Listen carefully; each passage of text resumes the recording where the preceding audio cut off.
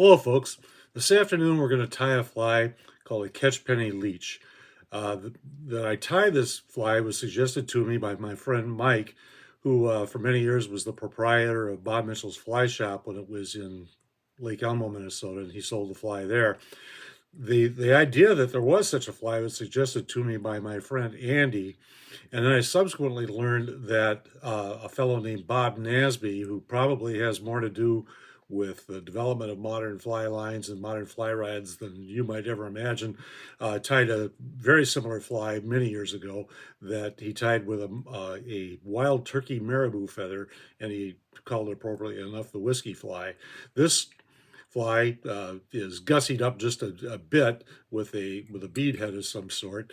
The word catchpenny means describes something that's meant to attract via sort of a tawdry cheapness and so on. And this fly is certainly that. Fly is so simple to tie that it nearly stands in defiance of the Protestant work ethic. We'll get going on it once I set up change my camera setup a little bit here, and we'll show you how you can crank these things out and catch fish in very short order. The Catchpenny Leech is essentially a poor man's woolly bugger. It's a one feather fly. It's tied with a blood quill marabou feather, or woolly bugger marabou, whatever, however you choose to term it. In this case, I've gussied it up just a little bit with a bead. This is a 3/16 copper bead on a size 8 5263 Tiemco streamer hook. This is about as large a fly as you can tie with a single feather due to the length of the feather and the thickness of the stem of the feather. This is a good feather here. It's got a very thin stem of its source, so it's more pliant and so on. The larger feathers tend to have larger stems. So this is, as I said, a size 8. We're going to tie now a size 10 and a 5263 with a 5/32 gold bead. You can vary the size, you can vary the weight to see how, depending on how deep you want this fly to run for you, by manipulating these factors. We'll put just a little bit of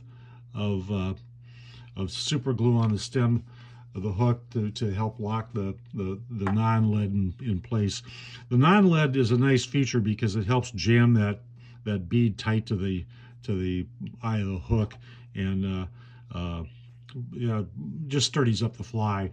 Once that's had a chance to set, we'll start our thread, which is in this case 6/0 olive unithread. Trim away our excess, and then we'll just take just a few wraps over this to sort of bury that and to lock it in there. Then we'll get our thread to the back of the hook, make a minor adjustment for this smaller hook. There we are. Take our thread all the way back till the thread would hang above where the barb was. I've debarbed this hook.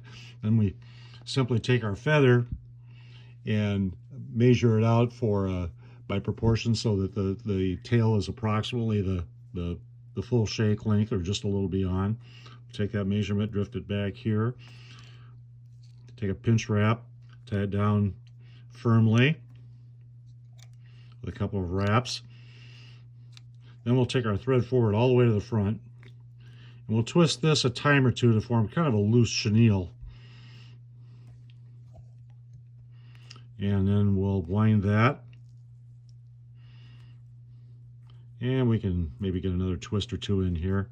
You have to be a little careful with that. If you over twist it, it'll either start to just look kind of flat, or you can break the stem.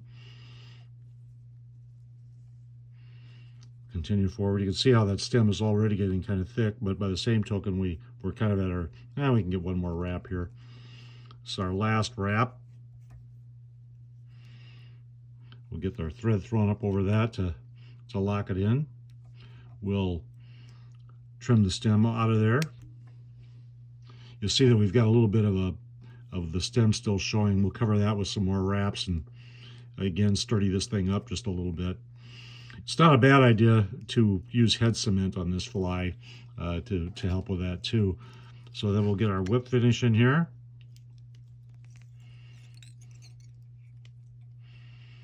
4 or 5 turn whip finish. trim away our excess. And we're essentially done. You can take a comb and sort of brush this out a little bit if you like. You can see how we've got kind of a collared woolly bugger here. And I think you can probably also see the advantage in a fly like this. This is a fly that you don't have to be afraid to fling toward the brush and under the brush where the lunkers live, and it's tied around. You can crank them out, and what do we have here? A couple of minutes of time invested in this, and virtually no materials, only one feather. I'd urge you to give this a try. It's cheap and it's tawdry. It's Catchpenny, but I think you'll find it effective as well as cheap. Have a good day.